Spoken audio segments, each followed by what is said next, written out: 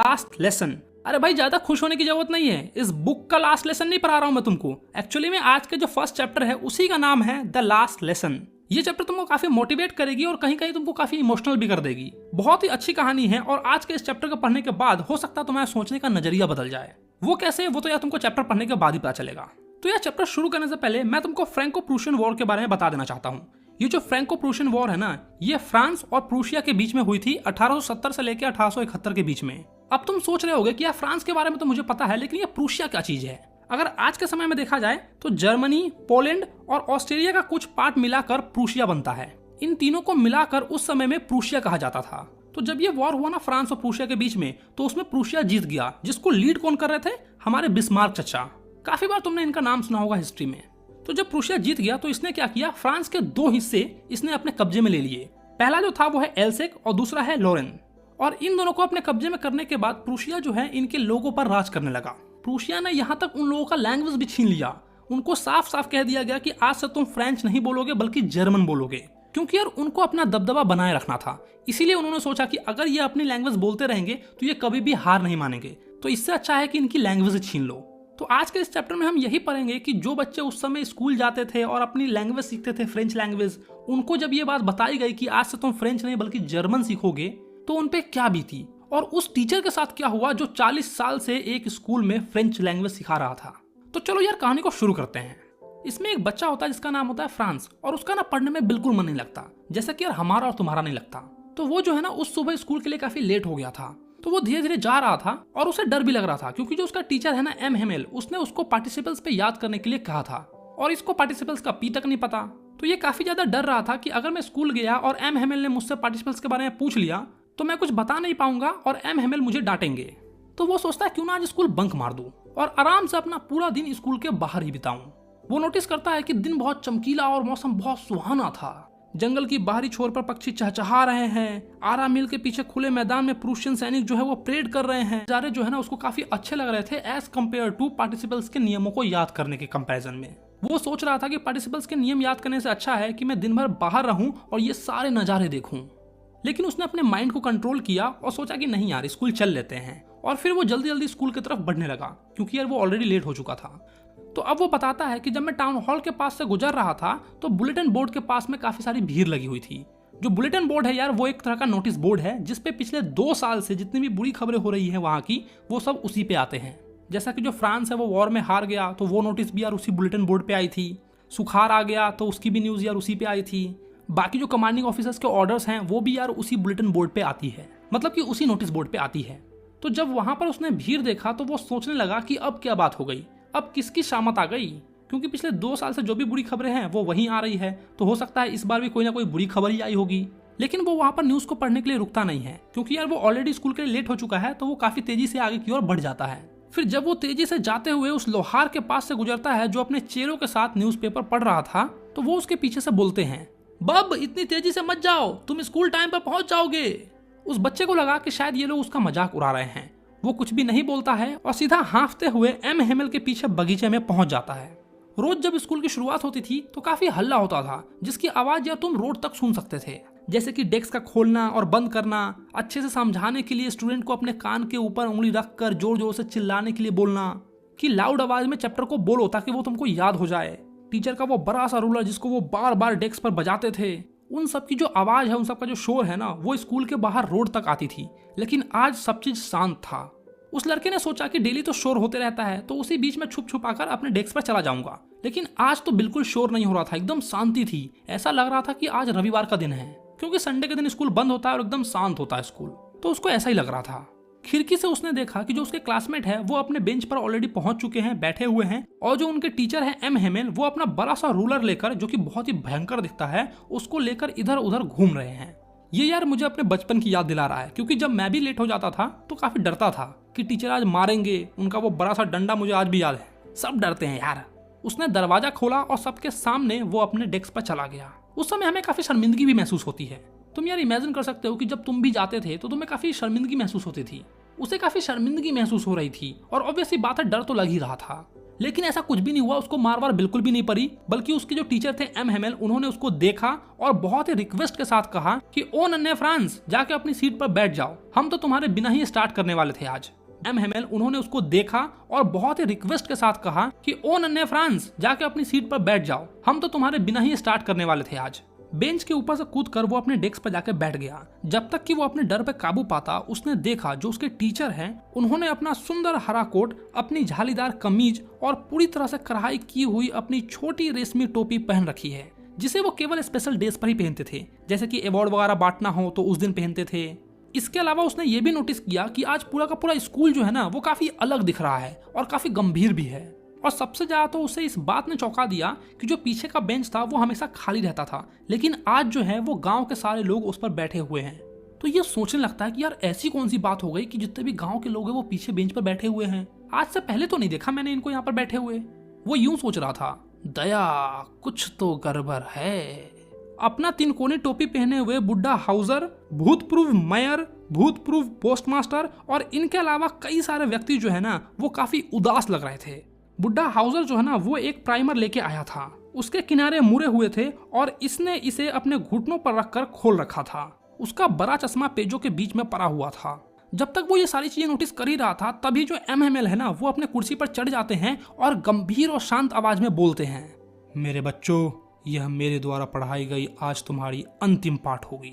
Berlin से order आया है कि एल्सेक और लॉरेंस के स्कूलों में केवल जर्मन भाषा पढ़ाई जाएगी। तुम्हारा नया टीचर कल आ रहा है। यह तुम्हारी फ्रांसीसी भाषा का अंतिम पाठ है। मैं चाहता हूँ कि आप बहुत ध्यान दें। वो बच्चा सोचता है कि ये कैसे चौंका देने वाले शब्द हैं। ओह अभागे लोग, तो यह था जो उन्होंने टाउन हॉल के पास लगा रखा था। यानी कि उस बुलेटिन बोर्ड पे यही नोटिस लगी हुई थी कि आज से जो एल्सेक और लॉरेंस डिस्ट्रिक्ट है, उनके बच्चों को जर्मन भाषा पढ़ाई जाएगी। उनकी जो मातृभाषा है वो उनसे छीन ली जाएगी। इसीलिए पूरा शहर, पूरा स्कूल जो है ना, वो काफी गंभीर और शांत था। मेरा अंतिम फ्रेंच लेसन। तो वो बच्चा बोलता है, लेकिन क्यों, मुझे तो अभी ठीक से लिखना भी नहीं आता। क्या मैं आगे बिल्कुल भी नहीं पढ़ूंगा? फिर मुझे यहीं रुकना होगा। ओह मुझे कितना दुख हो रहा है कि मैं पक्षियों के अंडे खोजने के लिए अपने स्कूल बंक कर देता था। काश कि सार पर फिसलने के लिए मैं अपने स्कूल नहीं छोड़ता। मेरी किताबें जो अभी कुछ देर पहले ही मुझे काफी बकवास लगती थी, उन्हें उठाकर चलना कैसा बोझ लगता था। अब वही ग्रामर और संत के हिस्ट्री जो है वो मुझे अपने की, अब वो मुझसे जा रहे हैं। अब मैं उसे कभी नहीं देख पाऊंगा। मैं एम हेमेल के रूलर और उनकी विचित्रता को भूल चुका था। ये सब सोचते सोचते मेरे दिमाग से उनके डंडे का डर खत्म हो चुका था। किसी का भी डर खत्म हो जाएगा, क्योंकि यार उनसे उनकी भाषा छीनी जा रही है। बेचारा, तो इस लास्ट लेसन के सम्मान में उन्होंने रविवार के दिन पहनने वाले कपड़े पहन रखे हैं आज। अब वो बच्चा समझ गया था कि उन्होंने वो ड्रेस क्यों पहन रखा है और जो गांव के जितने भी बच्चे हैं या फिर जो भी लोग हैं वो डेस्क पे पीछे क्यों बैठे हुए हैं। क्योंकि यार उन सबको भी काफी दुख हो रहा था कि वो स्कूल में ज्यादा क्यों नहीं आए, क्यों वो अपनी फ्रेंच लैंग्वेज नहीं सीख पाए। इन सब का दुख था उनको। हमारे टीचर एम हेमेल जो इस स्कूल में 40 साल से फ्रेंच पढ़ा रहे हैं, उनको ये लोग धन्यवाद कहने आए थे। गांव वालों का यहाँ आना और पीछे बैठना उनको धन्यवाद कहने का एक तरीका था। वो अपने देश के प्रति भी आदर और सम्मान दे रहे थे, जो कि अब उनका है ही नहीं। क्योंकि मैंने स्टार्टिंग में ही तुम्हें बता दिया था कि जो प्रूशिया था वो एल्सेक और लॉरेंस को अपने कब्जे में कर लेता है। अब उन सारे बच्चों को और गांव वालों को रियलाइज हो रहा है कि काश हमने भी अपनी भाषा, अपनी मातृभाषा सीख ली होती। क्योंकि जब किसी से उनकी मातृभाषा छीनी जाती है ना, तब उनको पता लगता है कि हाँ, इसकी क्या इंपॉर्टेंस है। मैं ये सारी चीजें सोच ही रहा था कि मुझे मेरा नाम सुनाई देता है। अब सुनाने की बारी मेरी थी। पार्टिसिपल्स के उन भयंकर नियमों को सुनाने के युग में, यानी कि उसके बदले में अगर मुझसे कोई कुछ ले लेता तो मैं क्या कुछ न दे देता। अगर मैं उन्हें साफ साफ शब्दों में बिना हिचकिचाए, बिना गलती किए हुए सुना पाता तो। यानी कि फ्रांस ये कहना चाह रहा है कि अगर मैं पार्टिसिपल्स के बारे में मिस्टर एम हेमेल को बहुत ही अच्छे से सुना पाता बिना किसी भी गलती किए हुए, उसके बदले में अगर मुझसे कोई कुछ ले ले तो मैं वो देने के लिए तैयार हूँ। लेकिन पहले शब्द पे ही वो लड़खड़ा जाता है। वो घबरा गया, उसकी दिल की धड़कनें तेज हो गई और घबरा कर उसने अपने डेस्क को जोर से पकड़ लिया। नजरें ऊपर उठाने की उसकी बिल्कुल हिम्मत नहीं हो रही थी। तभी उसने सुना कि एम हेमेल उसको कुछ बोल रहे हैं।